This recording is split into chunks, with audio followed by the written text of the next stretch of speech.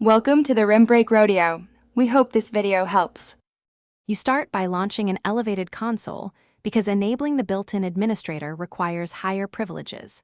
Once done, type Net User Administrator to check the account state. This tells you if it is disabled or locked.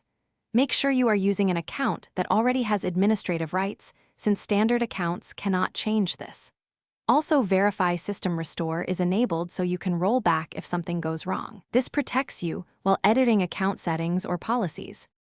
Now enable and secure the account.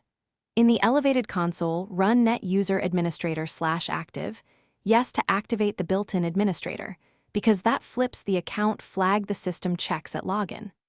Next, set a strong password with Net User Administrator, followed by a secure password so unauthorized users cannot access it.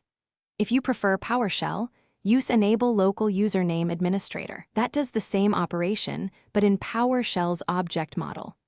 After enabling, sign out and test the login to confirm it works. Finally, sign out of your current account and sign in as administrator to ensure the profile and privileges initialize correctly.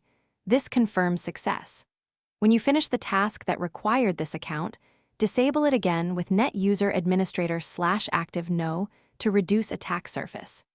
If the account still won't enable, check Local Security Policy and Group Policy for restrictions that override local changes. Look for settings that rename or disable the built-in administrator, and make sure domain policies aren't forcing the state. Thanks for watching. Consider subscribing if we helped you.